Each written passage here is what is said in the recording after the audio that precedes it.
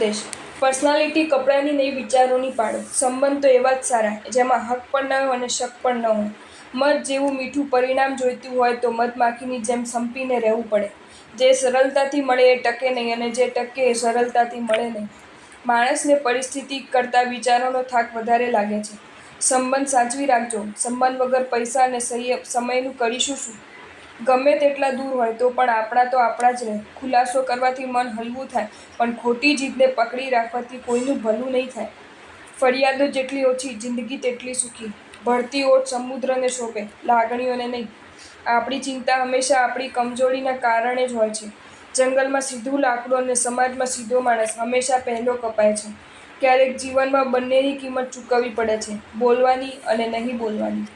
ઓઢણામાં લૂછાય એટલા માના આંસુ દેખાય છે. તકિયા પર હાથ ફેરવજો, ખબર પડી જશે કે બાપની આંખમાં પણ સમંદર હોય છે. ફક્ત આત્મવિશ્વાસ હોવો જોઈએ. જિંદગી તો ગમે ત્યાંથી શરૂ થઈ શકે છે. બીજાનું ખરાબ થાય તેવું વિચારવું નહીં, કરવું નહીં, બોલવું નહીં. સમય એટલો સરસ પસાર કરો કે યાદ કરો ત્યારે ખુશી થાય, અફસોસ નહીં. ખારાશ, ખટાશ અને તીખાશ આ બધા સ્વાદ ભોજનમાં જ સારા લાગે, જીવનમાં નહીં. તફાવત તો ખાલી વિચારોમાં છે, નહીંતર જે પગથિયાં ઉપર લઈ જાય છે એ જ પગથિયાં નીચે પણ ઉથલાવે છે. માણસ જીભનું તાળું ખોલે એટલે ખબર પડે દુકાન ઝવેરાતની છે કે કોળસાની. તમારો સારો સમય એને જ આપો જે ખરાબ સમયમાં તમારી સાથે હતા. દુઃખ જ્યારે તેની ચરમસીમા પર હોય ત્યારે સમજી લેવું કે સુખ હવે નજીકમાં જ છે. અજવાળામાં તો ઘણા મળી જશે, શોધ એની કરો જે અંધારામાં પણ સાથ દે.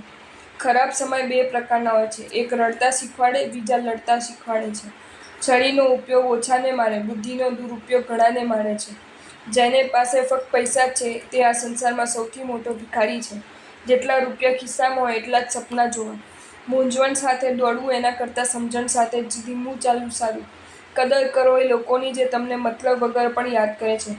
બાકી આજકાલ ધ્યાન રાખવાવાળા ઓછા અને તકલીફ આપવાવાળા વધારે છે. મોટા માણસો સાથે સંબંધ જરૂર રાખો, પણ નાના માણસોને ક્યારેય ન ભૂલો, કેમ કે અંતિમ સમયમાં એ લોકો જ ચાલીને કાંધ આપે છે. મોટા માણસો તો ગાડીમાં સીધા સ્મશાન પહોંચે છે. ઓકાતથી વધારે ન દેખાડો, માણસને કરજમાં ડૂબાડી દે છે.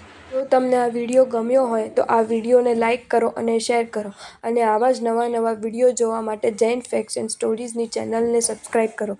ધન્યવાદ.